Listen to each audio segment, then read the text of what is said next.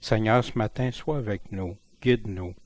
C'est ta parole qu'on va examiner, Seigneur. Donne-moi la bonne approche, la bonne attitude. Seigneur, tes paroles sont là et sont claires. Maintenant, donne-nous la bonne compréhension et surtout, Seigneur, de la mettre en pratique de la bonne façon. En ton saint nom, Jésus. Amen. Bien sûr, on est rendu au dernier chapitre de Pierre. Moi, cette aventure-là dans Pierre m'a rebrassé dans plusieurs choses.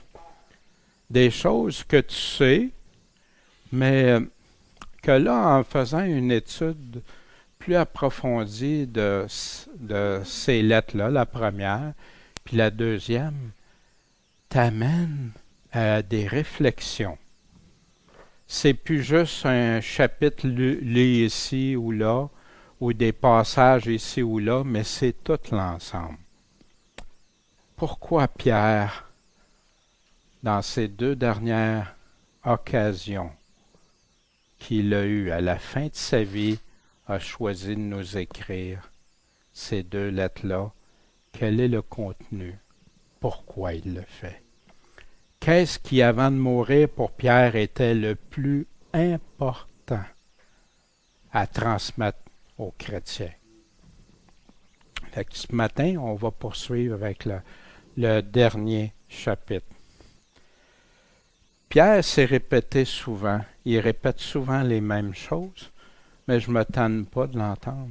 J'aurais aimé ça qu'il y ait eu d'autres chapitres même, mais il est resté bref et concis. Chapitre 2, ce qu'on avait vu la semaine dernière, Pierre nous avertit de graves dangers au sein de l'Église. La première lettre, c'était les dangers qui nous guettaient de ceux qui venaient de l'extérieur, puis d'abandonner la foi ou de ne pas persévérer et tout ça, d'être soumis, la soumission et tout ça. Puis ici, il nous met en garde, premier chapitre, de vivre, faire tous nos efforts pour vivre selon Dieu dans la piété, la connaissance, la sanctification, etc., etc. Puis dans son deuxième chapitre, qui continue sur cette même envolée, il nous avertit des faux pasteurs qui vont égarer de la vérité qu'ils avaient au début. Il donne un exemple, les anges qui se sont corrompus. Il a parlé de Noé, l'homme juste, qui en a eu juste 8 qui ont été sauvés. Lot, qui torturait son âme à cause des péchés qu'il voyait, des injustices. Puis il nous parle de la délivrance des justes, puis la condamnation terrible des injustes. Puis en passant, ceux du temps de Noé et de Lot, c'est pas fini, là. C'est pas fini pour eux autres. C'est pas fini pour Noé puis pour Lot, pour le Seigneur, pour l'éternité, mais c'est pas fini pour ceux qui vivaient dans ce temps-là, ni pour les anges corrompus.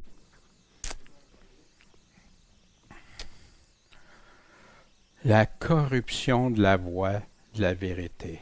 Pierre met un gros accent sur ça. Ceux qui prêchent la liberté, libre. On chantait un chant. Merci Seigneur pour la liberté. Mais quelle liberté? Tu nous as libérés du péché. Pourtant, tu es libre. Regarde, même si tu vis dans l'impiété un peu, là, c'est pas grave. Des voies de perdition. Pierre aussi, qui me... Une autre confirmation que c'est vraiment Pierre qui choisit un mot de pêcheur, qui va à la pêche, un appât, appâter. Comment qu'ils font ça? Ben, il faut que ça soit beau. Si c'est pas beau, si c'est pas attirant, un appât, ça marche pas. Promettre la liberté. Vous allez voir, vous allez être bien libre, heureux, etc. et tout. Oui, c'est vrai. On peut l'être dans cette vie-ci en partie, puis on va l'être pour toute l'éternité. Mais c'est pas à ça que Jésus nous a appelés. Il nous a même appelés à vivre des tribulations dans le monde. Ils sont vaincus, puis ceux qui sont vaincus, ceux qui ne se sont pas repentis des mauvais enseignements qu'ils ont donnés, des choses qui ont contredit même ce que Dieu, ils s'en vont à la perdition, puis ils n'entraînent d'autres. Danger. Puis ce danger-là n'a pas diminué avec le temps. Il s'est amplifié. Maintenant, au chapitre 3, qu'est-ce que Pierre continue? Bien-aimés, voici déjà la seconde lettre, la seconde épître que je vous écris. Il confirme qu'il avait déjà écrit une première fois. Puis dans l'une, puis dans l'autre, c'est quoi mon but, mon objectif? Je réveille par mes avertissements votre intelligence. Votre saine intelligence, pas celle qui est corrompue. Je réveille par des avertissements sévères. Puis on le lit dans son texte. Pourquoi il fait ça? Pour qu'on se souvienne de quoi? Des choses qui avaient été prédites par les saints prophètes de Dieu. C'est déjà prédit, ça a déjà été écrit. Et de notre commandement à nous, les apôtres du Seigneur et Sauveur. Qu'est-ce qu'ont dit les prophètes d'autrefois? Tous les prophètes d'autrefois venaient avertir le peuple de vivre dans la sainteté, dans la sanctification, puis que ceux qui ne vivraient pas comme ça seraient condamnés. Ça va-tu au contraire de l'Évangile? Non, parce que l'Évangile nous dit justement de ne pas vivre selon la chair, selon l'esprit, de ne pas vivre selon les convoitises de ce monde, mais selon Dieu, la volonté de Dieu. On va le revoir. Pour que vous vous souveniez, je vous avertis, puis notre commandement à nous, puis pour être sûr qu'il n'y a pas de confusion, il dit les apôtres du Seigneur et Sauveur. Passant les apôtres, ils ont été choisis par le Seigneur lui-même. Il y en a beaucoup qui se prétendent apôtres aujourd'hui. En tout cas, moi, je n'oserais jamais prétendre un titre comme ça. Apôtre, c'est la colonne, l'appui. Il y en a d'autres, ceux qui retransmettent, c'est l'Église qui est l'appui et la colonne de la vérité. Les gens qui vont être là vont le faire pour servir Dieu, mais ils ne seront pas des apôtres que Jésus a choisis. Il ramène à ça.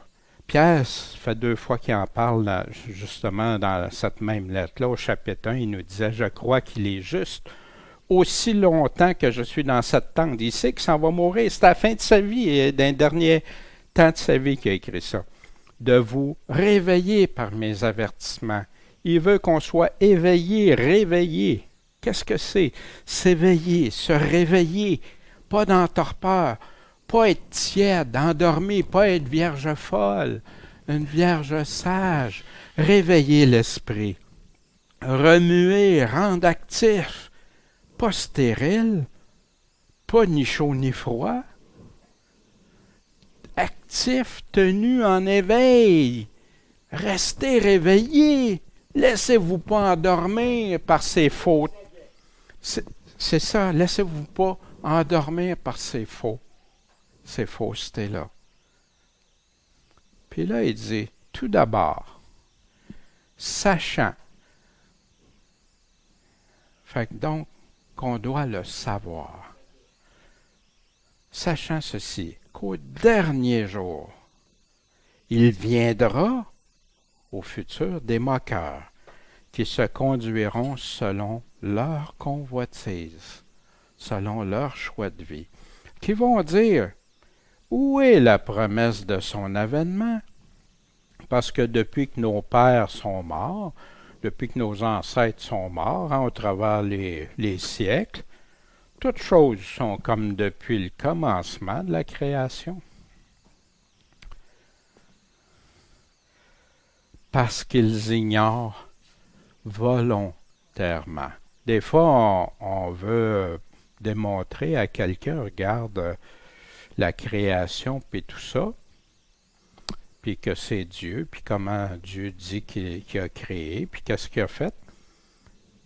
Puis ils veulent pas l'entendre. Tu leur arrives avec même des preuves, des choses. Ils veulent pas l'entendre. Ils l'ignorent volontairement. Que c'est que les cieux ont été autrefois créés. Comment? Par la parole de Dieu. Cette parole, la même parole qui va revenir, la même parole qui est déjà venue sur terre, la même parole devant laquelle on va passer, répondre de nos vies. Créée par la parole de Dieu aussi bien que la terre tirée de l'eau, qui subsistait au moyen de l'eau.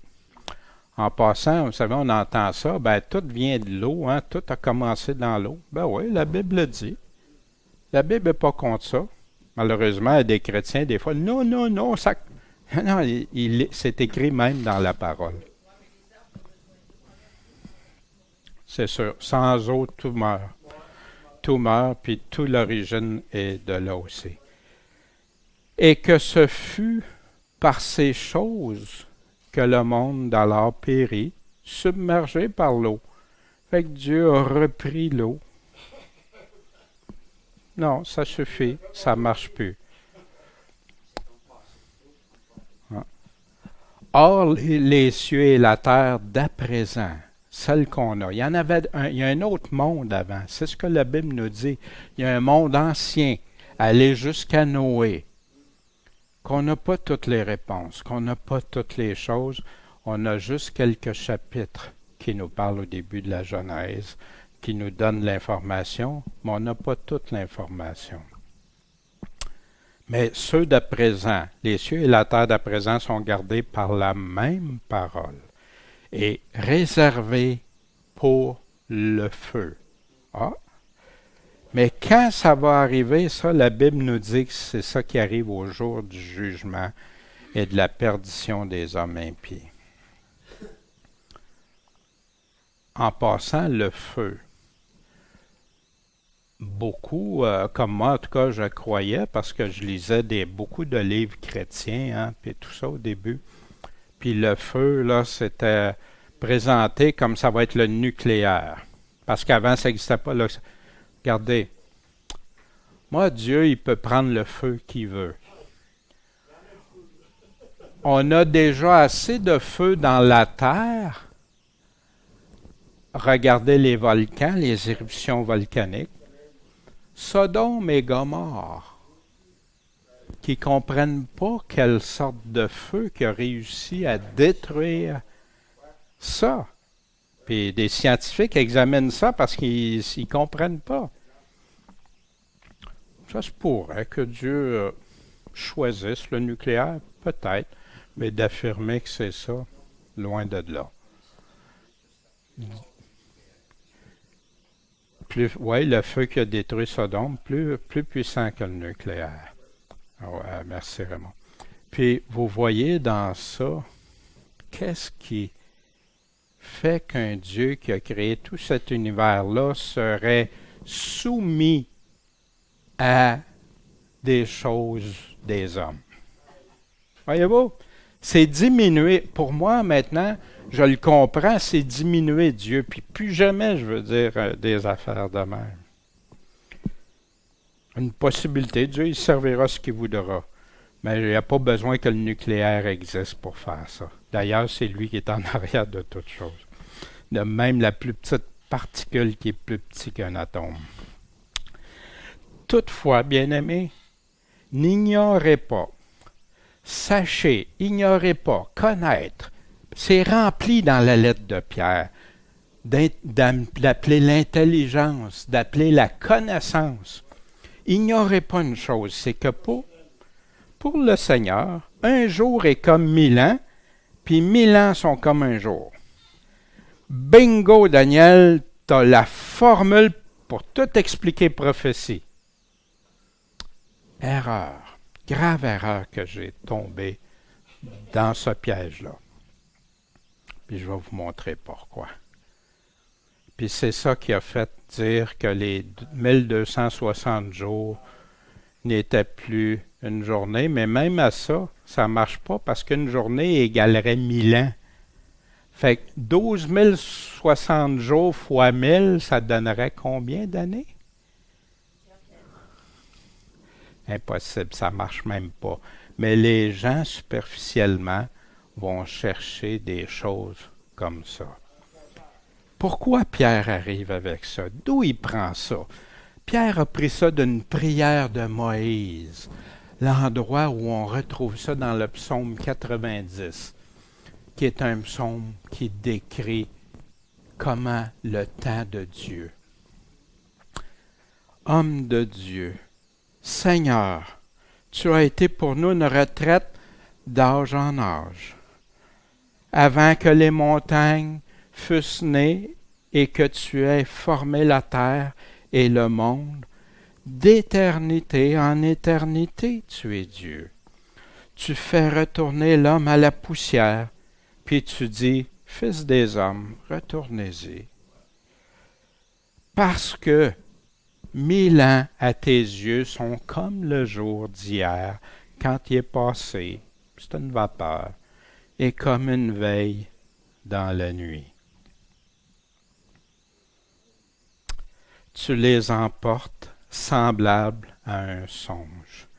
Ils sont au matin comme une herbe qui passe. Puis il continue. De quoi il parle, c'est Moïse?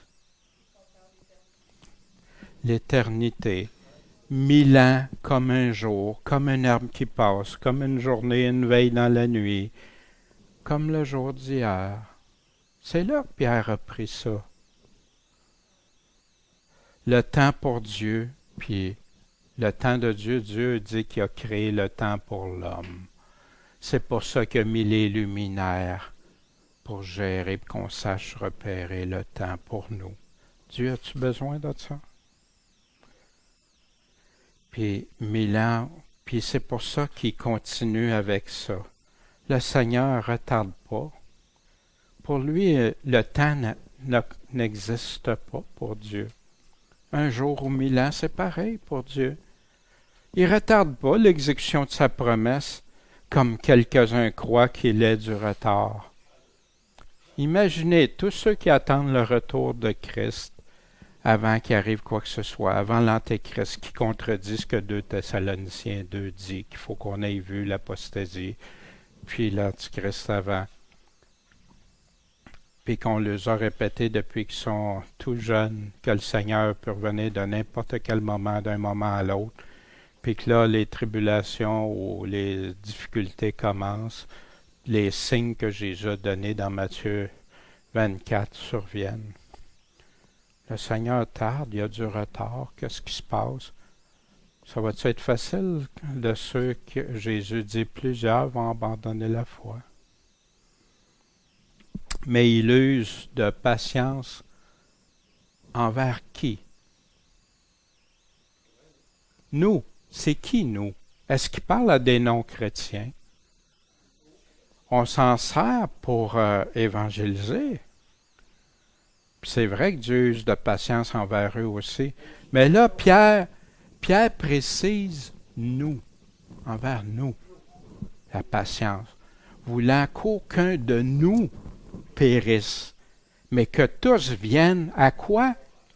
Accepter Jésus dans son cœur. Il ne parle même pas de ça, à la repentance qui, oui, va t'amener à te convertir à Jésus-Christ, puis à suivre Jésus-Christ. Il veut que tous en viennent à repentance. Mais de quoi qu'il parle ici?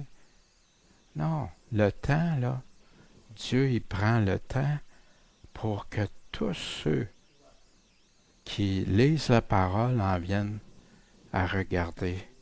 J'ai-tu de la repentance à faire? Il y en a qui présentent ça comme une seule fois dans la vie. C'est pas ce que je lis en lisant la Bible. Que tous les apôtres, tout le Nouveau Testament nous exhortent à vivre dans la sainteté, dans la repentance à toutes les fois que quelqu'un a chuté. Or, le jour du Seigneur viendra comme un voleur dans la nuit. Puis qu'est-ce qui va arriver dans ce temps-là? Les cieux passeront avec fracas et les éléments embrasés seront dissous, et la terre, avec les œuvres qui seront en elle, sera entièrement brûlée. Le jour du Seigneur, tout le monde disait, beaucoup disent le jour du Seigneur, puis ils voient ça comme un voleur, fait qu'il va venir pour nous enlever. Hein? D'ailleurs, plusieurs de leurs théories sont sur ça. Oui, c'est vrai. Mais qu'est-ce qu'il dit qui arrive aussi? Comme Noé, comme Lot, qu'est-ce qui est arrivé le jour même? Par quel moyen? On en a parlé tantôt. Quel genre de moyen que Dieu peut utiliser? Il n'y a aucune limite à Dieu. Ce grand artiste, ce grand créateur, qui a fait des cieux qu'on ne peut même pas comprendre, des choses sur la terre qu'on ne peut même pas comprendre, qu'on ne peut même pas comprendre tout le corps humain, puis tout ça. Mais comment Pierre savait ça, que le Seigneur était pour venir comme un voleur, puis qu'il se passerait, s'abrasserait beaucoup? Pierre, vous vous souvenez dans Acte 2, 19, quand il a parlé le jour de la Pentecôte, il y a une partie qui disait quand l'Esprit Saint viendrait, puis quand les gens entendraient des choses. Ça s'est-tu réalisé? Et je ferai des prodiges en haut dans le ciel et des signes en bas sur la terre, du sang, du feu, une vapeur de fumée. Le soleil va être changé en ténèbres et la lune en sang. Quand? Avant que la grande et éclatante journée du Seigneur vienne. De quel Seigneur? Il parlait de Jésus. C'est clair. Très clair, en tout cas, si on étudie ça. Comment Pierre sait que le jour du Seigneur va venir comme un voleur dans la nuit, puis dans ce temps-là, les cieux vont passer? Dans Matthieu 24, 42, qui est utilisé, mais seulement pour l'enlèvement par plusieurs, « Veillez donc, car vous ne savez pas à quelle heure votre Seigneur viendra. » Ah, le jour du Seigneur viendra. C'est-tu pareil, ça? C'est-tu les mêmes mots? Ben oui. Or, considérez ceci, que si un père de famille est averti à quelle heure de la nuit le larron viendra, il ne veillera pas, puis il ne laissera pas percer sa maison. Qu'est-ce que Jésus est en train de dire? Ben, sois sur tes gardes, veillez, priez, c'est de ça qu'il va nous parler. On va continuer en ce temps-là, les cieux passeront avec fracas, les éléments embrasés seront dissous et la terre avec les œuvres qui sont en elle sera entièrement brûlée. Jésus dit dans Matthieu 24, 29, aussitôt après la tribulation qui venait de parler de ces jours-là, le soleil s'obscurcira, la lune ne donnera pas sa lumière, les étoiles tomberont du ciel. Qu'est-ce qui peut mettre le feu à détruire aussi, sinon des étoiles? Je dis pas que c'est ça, mais ça a toute la puissance pour brûler ce qu'il y a sur la terre. Et les puissances des cieux seront ébranlées. Alors le signe du Fils de l'homme va paraître dans le ciel. Alors aussi toutes les tribus de la terre vont se lamenter en se frappant la poitrine, puis elles verront le Fils de l'homme venant sur les nuées du ciel avec une grande puissance et une grande gloire. Tellement terrorisé, Jésus affirme dans l'Apocalypse à la toute fin, il parle à une église ici qui ne vit pas selon le Seigneur. Il y en a seulement 2 qui vivent selon le Seigneur dans les 7 églises. Puis ici, c'est des églises qu'on disait que c'est au travers de l'histoire. Cette église-là peut-elle être au travers de l'histoire? Souviens-toi donc de ce que tu as reçu et entendu. C'est avant celle de Philadelphie puis celle de Laodicée. Garde-le. Souviens-toi de ce que tu as reçu et entendu. C'est quoi que tu as reçu puis c'est quoi que tu as entendu? L'Évangile. Garde-le. Repens-toi. Que si tu ne veilles pas, je vais venir vers toi, comment? Comme un voleur, et tu ne sauras pas à quelle heure je viendrai vers toi. Mais Paul dit que ceux qui veillent le savent, parce qu'ils vont voir les signes. Jésus dit, redressez la tête quand vous verrez ces choses. Puis étrangement, Jésus répète ça au chapitre 16, verset 15 de l'Apocalypse, juste avant l'Armageddon, la toute dernière bataille. Voici, il y en a un autre après le millénium, à la fin du millénium, mais la dernière bataille que nous, on devrait pouvoir connaître. Voici, je viens comme un voleur. Il répète ça. Heureux celui qui veille, qui garde ses vêtements. Comment ça? J'ai eu des vêtements. Oui, tu les as eus. Mais garde-les. Qui garde ses vêtements afin qu'il ne marche pas nu, qu'on ne voit pas sa honte.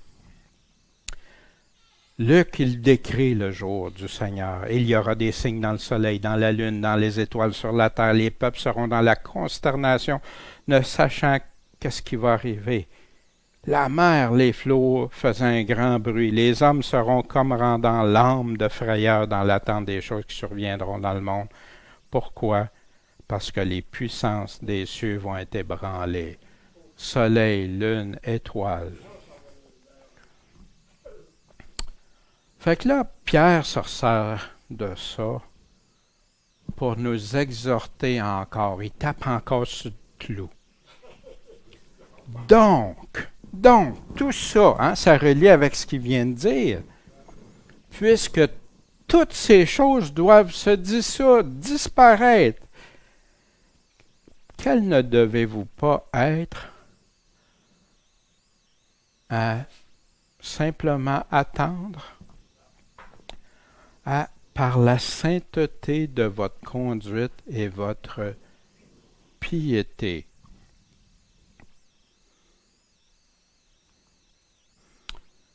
En attendant et hâtant la venue du jour de Dieu, du jour qui vient de décrire, dans lequel les cieux enflammés seront dissous et les éléments embrasés se fondront.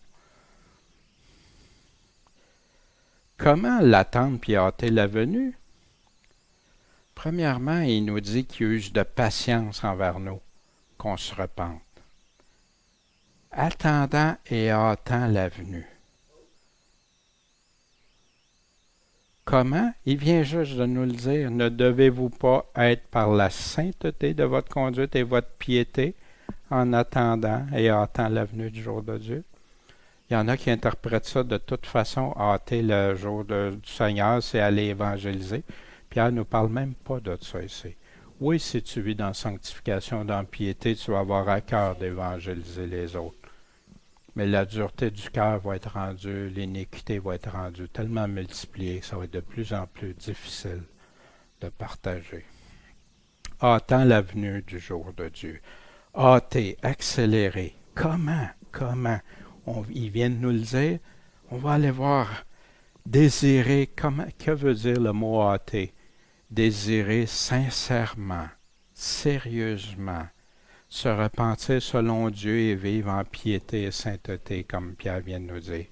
Prier. Comment Jésus nous a montré à prier? Que ton règne vienne. C'est quoi que ton règne vienne? Que ta volonté soit faite. Il continue. Or, nous, on attend, selon sa promesse, des nouveaux cieux et une nouvelle terre où la justice habite. C'est terrible. Il y a des chrétiens aujourd'hui qui se battent pour la terre actuellement. Le Seigneur dit que ça va disparaître, tout ça. Oui, fais attention, sois prudent dans ce que tu fais. Détruis pas l'environnement, fais pas ces choses-là. Non, mais c'est même pas de ça. Il dit que ça va être détruit. Puis la différence, où la justice va habiter. Est-ce qu'elle existe, la justice, aujourd'hui? Où on attend où la justice habite. Que ta volonté soit faite sur la terre comme au ciel.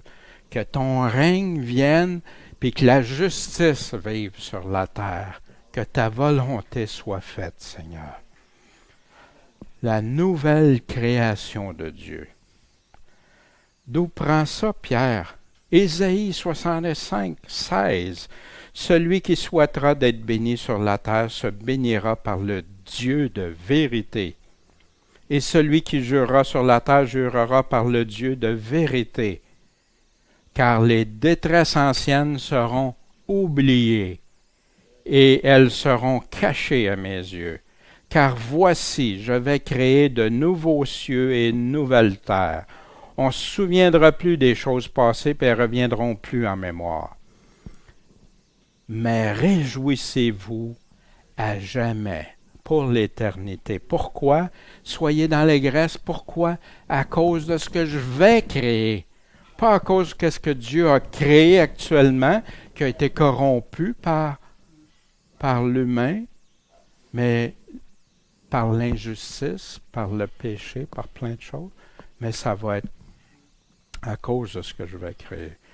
Parce que voici, je vais créer Jérusalem pour l'allégresse. Et son peuple, ceux qui vont habiter cette nouvelle Jérusalem-là, pour la joie. Jésus aussi nous en reparle. L'Apocalypse qui vient beaucoup des passages de l'Ancien Testament et qui sont expliqués par Jésus lui-même à l'apôtre Jean. Je vis ensuite un ciel nouveau et une nouvelle terre, parce que le premier ciel et la première terre avaient disparu. La mer n'était plus. Et moi, Jean, je vis la sainte cité, la nouvelle Jérusalem, qui descendait du ciel d'auprès de Dieu. Comment elle était, cette nouvelle Jérusalem-là? Préparée comme une nouvelle mariée qui s'est ornée pour son époux. Puis qui va habiter dans cette nouvelle Jérusalem?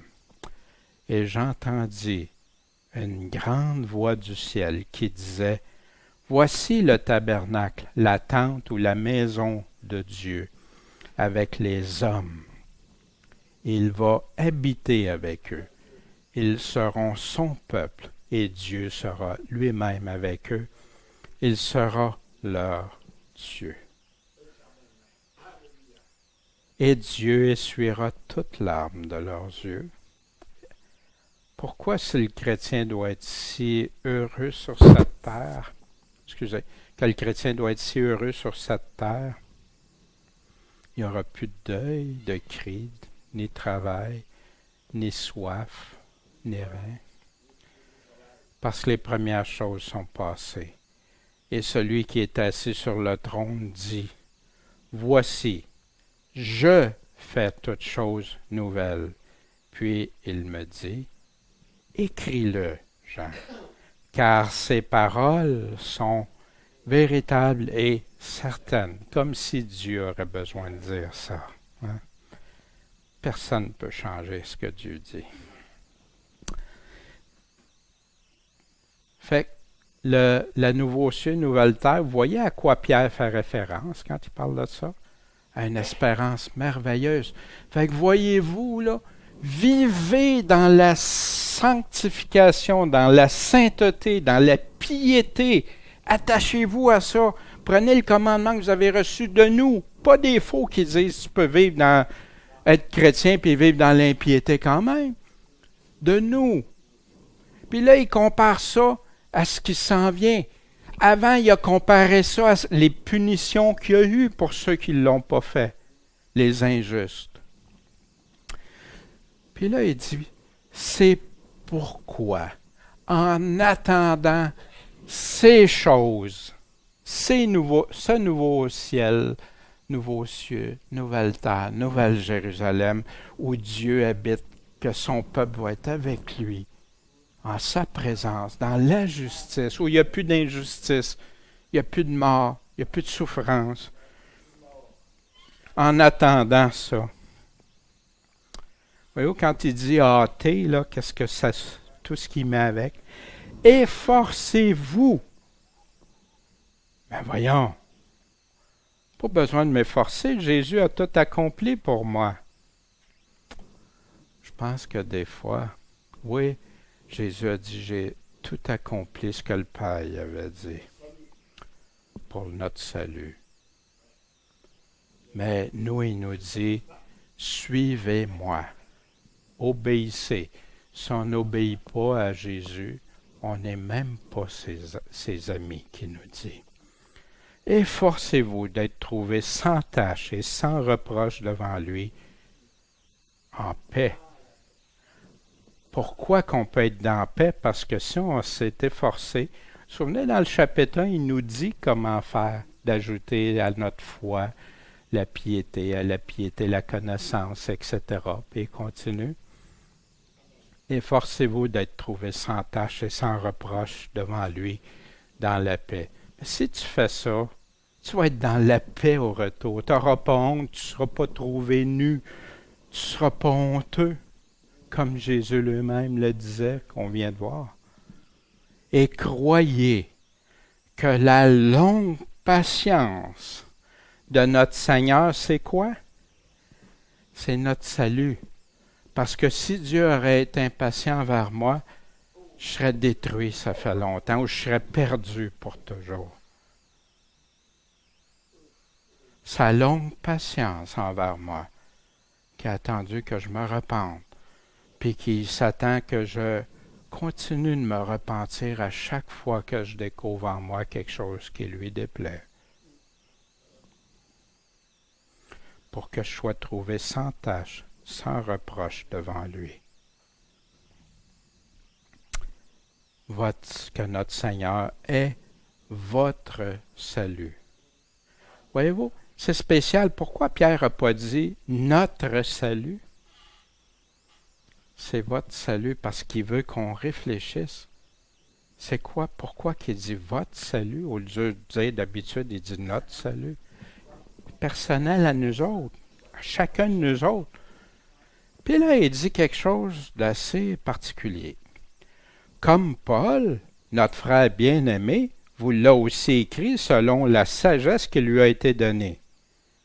Hein, Paul, y a-tu dit de s'efforcer pour être trouvé sans tache, sans reproche devant lui?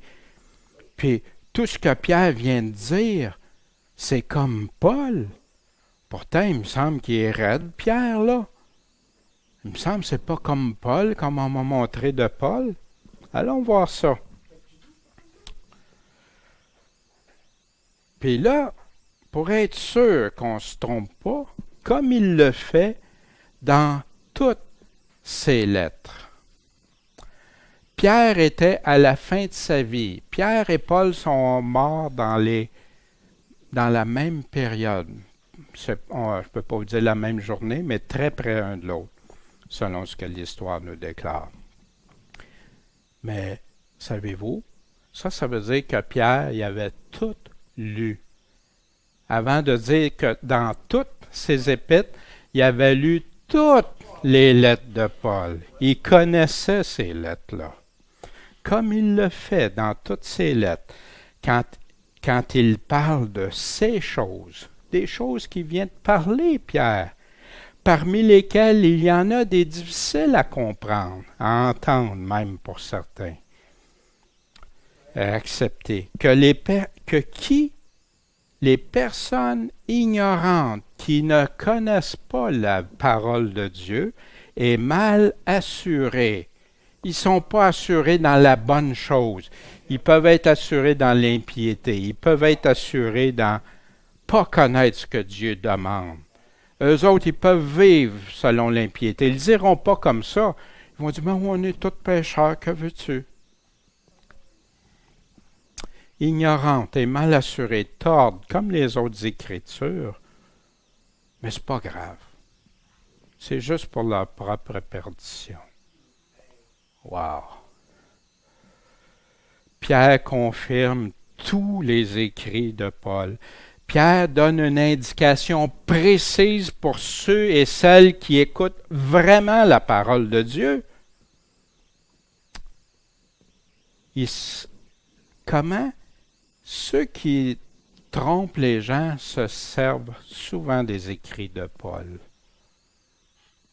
J'ai remarqué, puis je disais, hey, c'est bien vrai.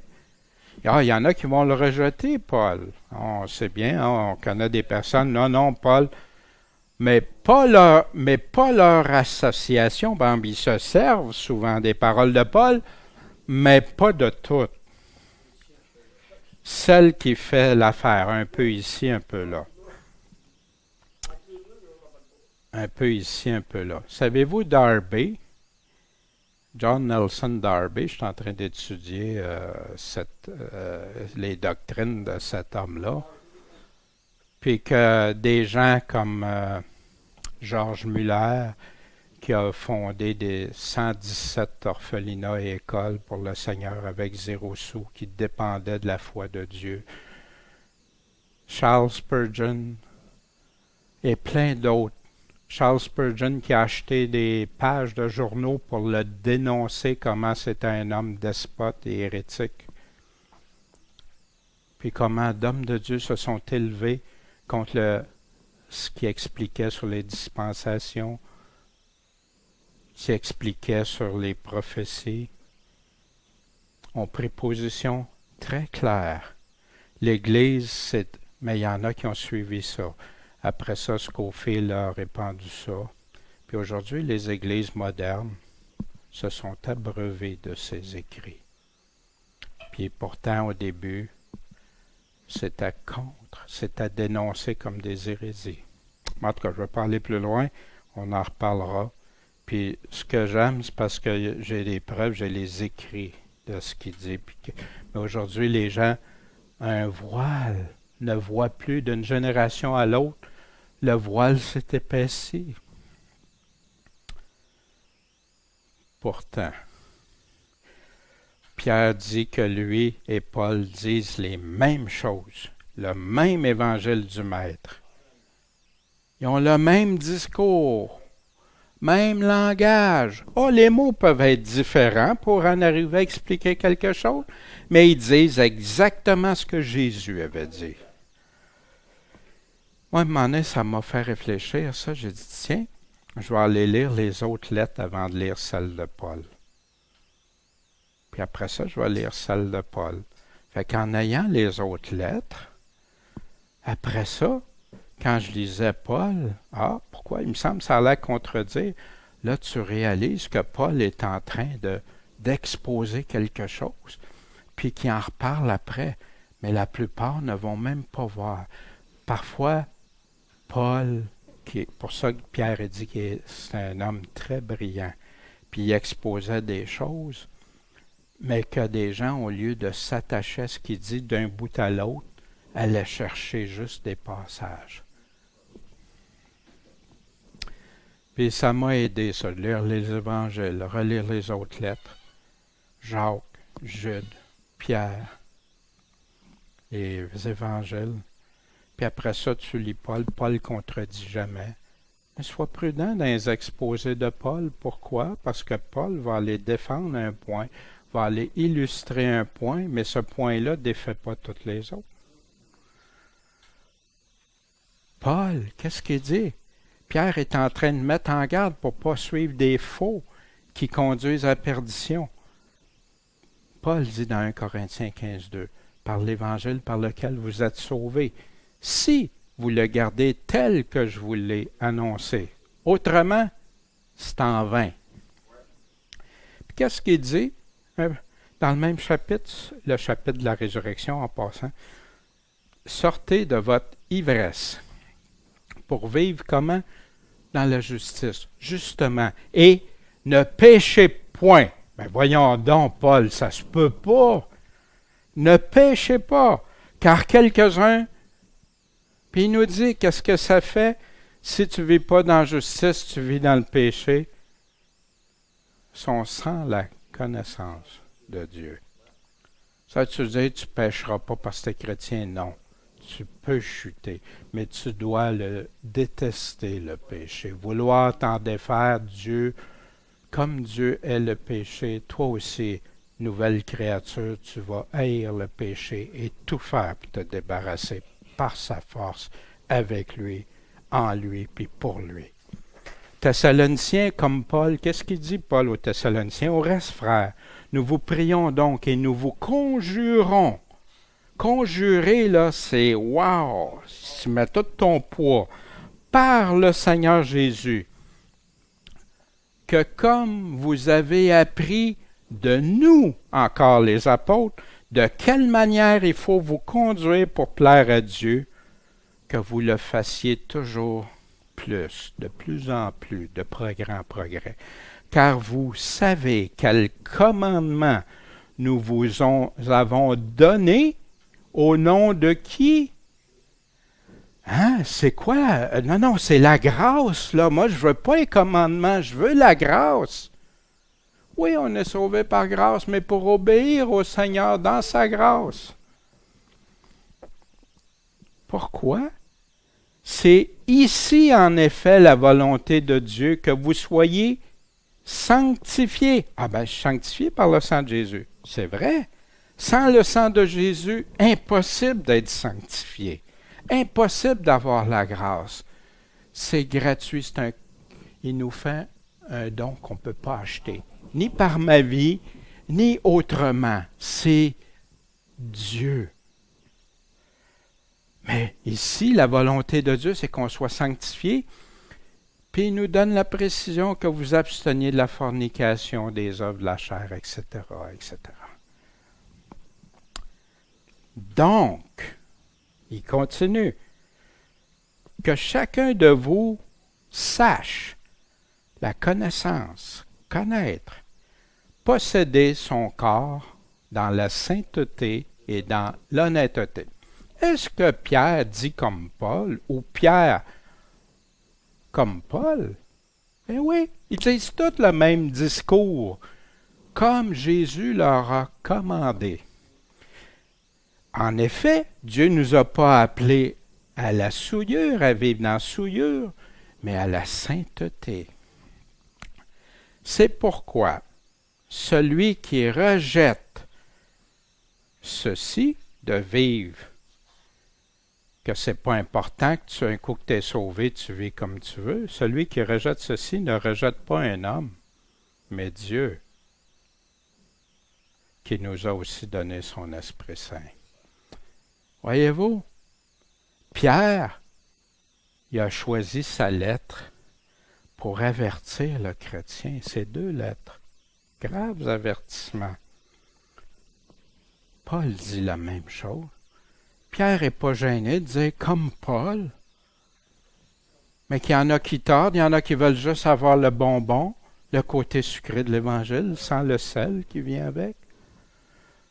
Dans Thessaloniciens, Paul continue, vous savez bien en effet vous-même que le jour du Seigneur va venir comme un voleur dans la nuit. Parce que quand ils vont dire paix et sûreté, alors une ruine subite les surprendra. Puis le jour du Seigneur, en passant, Paul était justement en train de parler de l'enlèvement au chapitre. Puis il continuait au chapitre 4. Puis ça, il continue dans le même. Comme les douleurs vont surprendre la femme enceinte, ils n'échapperont pas. Mais quant à vous, frères, vous n'êtes pas dans les ténèbres. Vous n'êtes pas, pour que ce jour-là vous surprenne comme un voleur. Fait que les vrais chrétiens ne seront pas surpris comme par un voleur de surprise. Non, on le sait. Puis il nous donne les signes. Quand vous verrez ces choses, vous êtes tous des enfants de la lumière et des enfants du jour. On n'appartient pas à la nuit ni aux ténèbres. Il pouvait dire ça aux Thessaloniciens. Les Thessaloniciens étaient devenus un exemple. Ils souffraient, ils se faisaient persécuter les pires choses, puis ils gardaient l'Évangile. Ils étaient devenus un exemple pour toutes les églises. Dormons donc pas. Il dit, on est tous des enfants de lumière, mais donc, dormons pas. Il nous avertit, mais veillons et soyons sobres, comme Jésus nous a dit. Parce que ceux qui dorment, ils dorment la nuit. Ceux qui s'enivrent sont ivres la nuit. Enivrez-vous pas, puis dormez pas. Restez éveillés, comme Pierre nous dit. Mais nous qui sommes du jour, soyons sobres, revêtus de la cuirasse de la foi, de la charité et du casque de l'espérance du salut. Ça, c'est la solution de Paul. Reste éveillé. Comme Paul qui dénonce les faux. Il y a plein de passages. C'est surprenant comment Paul dénonce le faux. Il parle de ceux qui ont l'apparence de la piété, mais qui en ont renié la force. Celui même qui est la force, la parole de Dieu. Éloigne-toi aussi de ces gens-là. Reste avec eux autres. Ben non, en unité, en amour. Non, non, éloigne-toi. 2 Timothée, continue au verset suivant. De ce nombre sont ceux qui s'introduisent dans les maisons, qui captivent de pauvres femmes chargées de péché, entraînées par diverses passions. En plein ce que Pierre est en train de nous parler, Pierre nous a parlé de ces choses-là, qui apprennent toujours et peuvent jamais parvenir à la connaissance de quoi? De la vérité. Ben oui, ils apprennent plein de choses. Jacques dit, l'homme dont le cœur est partagé est inconstant dans toutes ses voies. Tu peux apprendre plein de choses, mais si ce n'est pas attaché solidement au commandement de l'Évangile, à Jésus, à ses apôtres, c'est en vain. Paul, dans Colossiens, il vous a maintenant réconciliés dans le corps de sa chair. Amen, Seigneur. Parce que sans ça, on serait totalement ennemis de Dieu. Par sa mort. Mais pourquoi? Pour vous présenter devant lui comme un saint, sans tache et irrépréhensible. Pierre, nous as-tu parlé de ça? Ben oui, Pierre parlait de ça pour être qu'on ne soit pas dans la honte non plus. Mais là, Paul dit quelque chose qui est souvent mis sur le tapis. Pourvu que vous demeuriez fondés dans la foi et inébranlables. Abandonne pas la foi, puis sois inébranlable, n'abandonnant pas l'espérance de l'Évangile que vous avez entendu, qui a été prêché à toute créature sous le ciel, dont moi, Paul, j'ai été fait ministre. Non seulement mais il a été fait ministre selon la charge que Dieu m'a donnée auprès de vous, mais pour faire quoi? Pour annoncer juste la partie que Jésus est mort et ressuscité. Non. Pleinement, tout le conseil de Dieu. Paul le répète souvent. Tout l'Évangile, tout le conseil de Dieu. Pas juste les parties qui font l'affaire, qui sont agréables à entendre. Verset 17, il continue. Donc, vous, bien-aimés, qui êtes avertis. On est-tu avertis? Nous as-tu assez avertis? Soyez sur vos gardes. Vous êtes avertis, mais qu'est-ce que vous en faites? Ben, soyez sur vos gardes. De peur. Ben, voyons, si on est avertis, ben non, de peur qu'entraînés par l'égarement de qui? Des impies. Ceux qui peuvent vivre, connaître Dieu, mais vivre selon l'impiété. Vous ne veniez à déchoir de votre fermeté. En passant, l'impiété, c'est plein. Pierre décrit, Paul décrit, plein d'hommes de Dieu qui vivent selon l'impiété. Il y en a qui vivent dans le péché. Il y en a que l'impiété, c'est de tordre le sens des Écritures. Il y en a d'autres qui vivent selon l'impiété, c'est enlever des choses ou ajouter des choses. Reste juste dans la parole de Dieu, puis tu vas voir que ça parle clairement. Tu n'as pas besoin de 2000 livres pour comprendre l'Évangile. Jamais. Jésus a dit au travers de Paul, selon la simplicité de l'Évangile. Mais, au lieu d'être entraîné par l'égarement, croissez dans la grâce. Ouais, mais je l'ai eu, la grâce, j'ai pas besoin de grand. Non. Croissez dans la grâce et la connaissance de notre Seigneur. Ouais, mais je le connais, Jésus. J'ai sa grâce. Non. Croissez. Continuez. Toujours. Croire, c'est un verbe actif continuel. À lui soit gloire et maintenant et pour le jour d'éternité. Amen.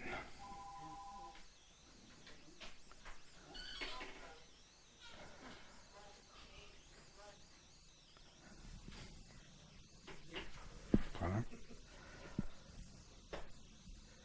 Qu'est-ce que vous pensez de Pierre?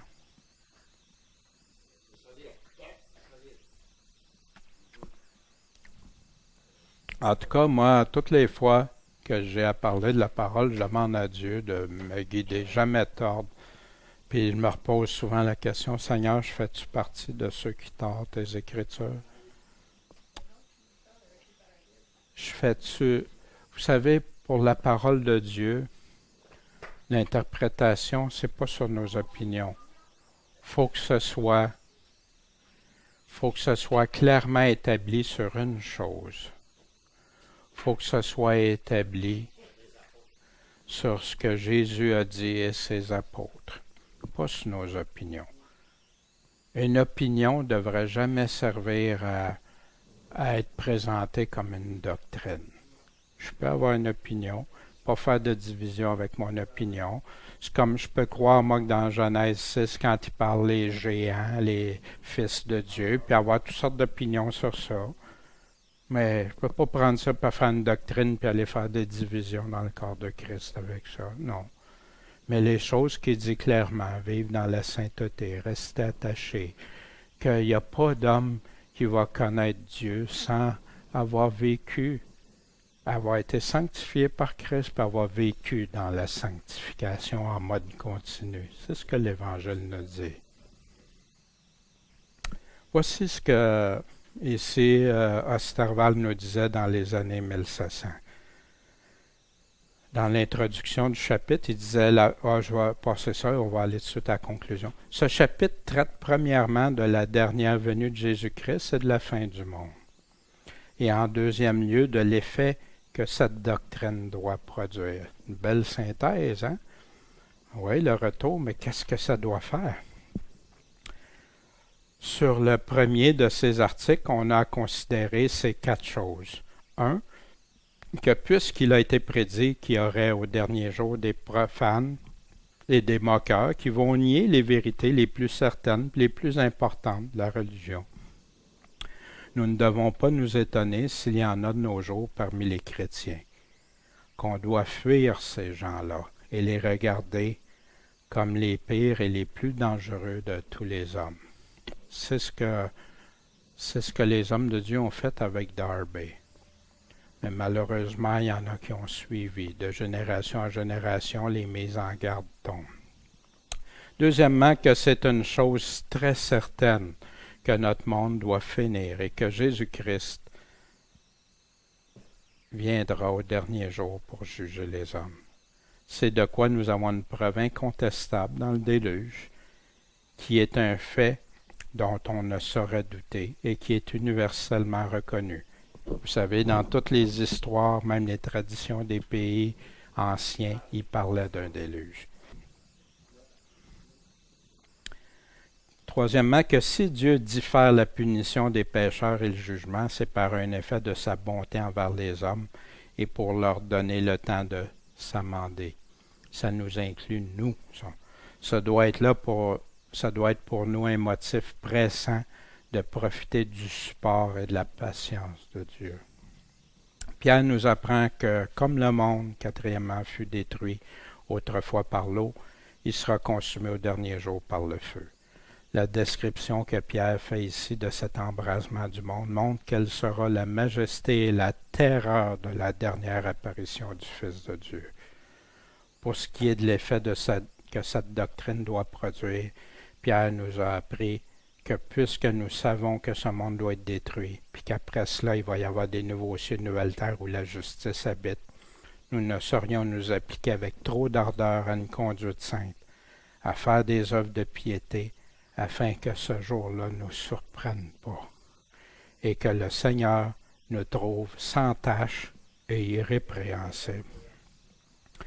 Cette conséquence que Pierre tire de ce que le monde doit ainsi prendre fin, doit nous faire reconnaître que pour être animé à une vie pure et chrétienne, rien n'est plus utile que de penser continuellement à la fin de toute chose et au jugement universel. N'oublions jamais ces instructions, et puisque nous en sommes avertis, prenons garde de nous laisser entraîner par la séduction des profanes. Mais croissons dans la grâce et la connaissance de notre Seigneur et Sauveur, Jésus-Christ, auquel soit la gloire dès maintenant, jusque dans l'éternité. Amen. Une petite question. En plusieurs. Là. Pierre, comment Pierre serait considéré par plusieurs chrétiens modernes d'aujourd'hui? Mais comme il est légaliste, il juge les autres, il les condamne. Ils peuvent dire la même chose de Paul, hein, qui nomme même les noms, qui ne se gêne pas pour décrier qu'est-ce qui n'est pas correct. Pour qui se prend? C'est un enflé de connaissances qui manque d'amour. Il manque de tolérance.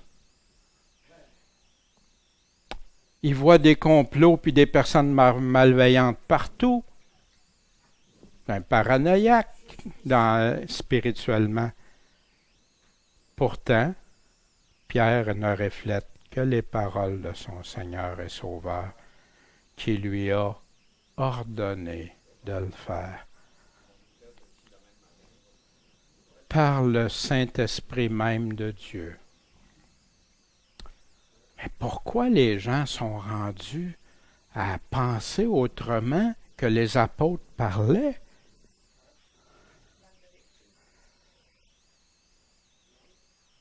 Pourquoi les chrétiens, puis ceux qui ne répètent que les mêmes paroles, sont-elles rejetés et méprisés? Ils ne veulent pas venir à la lumière de l'Évangile, le vrai Évangile complet. Ils ont réussi à tordre le sens de l'amour, d'accuser les gens de juger, alors que Jésus dit « on va juger par les fruits ». Pas condamner de façon à dire « tu vas aller en enfer » puis tout ça. Non, Dieu s'en occupe. La parole est claire. C'est devenu de la tolérance. Ils ont tordu le sens des Écritures. La liberté est un prétexte pour vivre au contraire de ce que Dieu affirme, pourtant si clairement. Puis toi, tu te positionnes où par rapport à ça? Les écoutes-tu? Participes-tu avec eux? Moi, je l'ai fait. Je pensais que j'étais correct. Je croyais que par amour, mais la Bible nous invite à se séparer quand ça va en dehors de l'Évangile, quand ce n'est plus le véritable Évangile. Quand Pierre dit « séparez-vous aussi », restez pas avec ces personnes-là qui parlent de Dieu, mais qui vivent dans l'impiété. En conclusion, Pierre, c'était sa dernière occasion de parler aux chrétiens. Puis il a choisi, si c'est votre dernière lettre, il y a ces deux dernières lettres, mais ta toute dernière. Puis là, tu sais que tu pourras plus parler à tes frères, tes sœurs.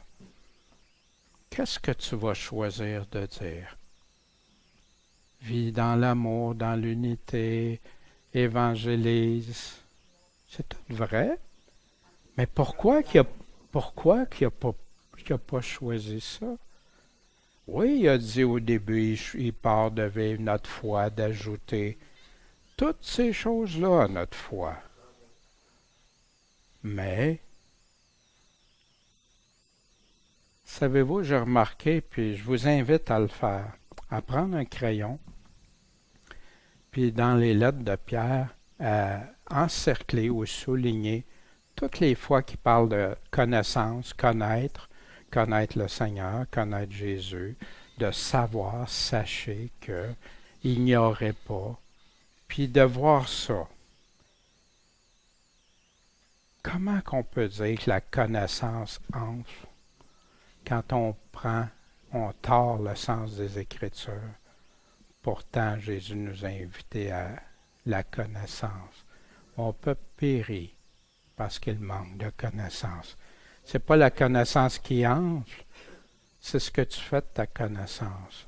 Puis tu opprimes, tu blesses peut-être des personnes parce que toi tu manges dans le temple des idoles sacrifiées, c'est pas grave, tu fais les affaires. Combien de fois le mot piété, sainteté, sanctification? Combien d'avertissements, puis pourquoi? Puis en quoi que ça consiste, ces sérieux avertissements? Ça me concerne-tu aujourd'hui? Pour les derniers temps. Comment identifier les faux? Il nous donne la formule. Paul va nous parler aussi comment identifier d'autres avec d'autres critères. Jean avec d'autres critères, puis quand tu les mets tous ensemble, tu peux facilement identifier ceux qui vont dans le faux. La seule vraie nourriture pure, hein, on se souvient, il disait prenez le lait spirituel pur. Pas plus, pas moins. Ajoute rien, enlève rien. Attaché seulement aux vraies paroles de salut. Aucune liberté de vivre ou de justifier l'impiété. Il y en a qui ne te disent pas que tu peux vivre dans l'impiété, mais ils vont faire en sorte qu'à la fin, tu comprennes que c'est justifié, parce que, écoute, je suis juste un homme, comme Paul dit, hein, je suis le pire des pécheurs. Mais il parlait de ça avant sa conversion, parce qu'il massacrait les chrétiens. Il faisait-tu encore ça, Paul? Quelle nourriture choisis-tu? Plein de beaux livres, plein de messages vidéo, plein de choses, ou la parole de Dieu. Après, tu peux aller en écouter, mais la parole, est-ce que c'est elle qui règne dans ton cœur, ou si elle est contaminée de plein d'enseignements? Moi, un jour, j'ai fait le choix du Seigneur, j'en veux. Je mets tout ça de côté. Aide-moi à discerner le vrai du faux, garder ce qui est vrai, enlever ce qui est faux, puis que je sois soumis juste à toi, ce que tu dis. Seigneur Tout-Puissant, merci pour ta parole. Je sais, Seigneur, que ça semble dur et même déconnecté avec ce qu'on entend aujourd'hui dans l'Évangile moderne. Mais je veux choisir de rester attaché à tes paroles. Et non, c'est pas devant un homme que je vais comparaître, c'est devant toi, Seigneur. Et je ne veux que croire aux paroles du salut, et non pas à n'importe quoi, à des légendes ou les choses agréables qui me font plaisir à entendre, sans prendre tout ton conseil. Seigneur Tout-Puissant, accorde-nous de vivre, d'être attaché, d'avoir soif, d'avoir faim de ta parole, Seigneur, et qu'on s'accroche à ce que tu as dit. Puis, Seigneur, pourquoi la parole est devenue si compliquée pour plusieurs chrétiens aujourd'hui? C'est parce qu'ils écoutent des messages, Seigneur, qui disent le contraire de ce qui est écrit noir sur blanc. On leur a inculqué en partant que ça voulait dire ça, puis qu'après ça, non. Aide-nous à nous poser les vraies questions, les bonnes questions que tu veux pour un évangile clair et limpide. Que nos cœurs s'éloignent de toute impureté, de tout ce qui ne vient pas de toi, Seigneur. En ton saint nom, Jésus. Amen.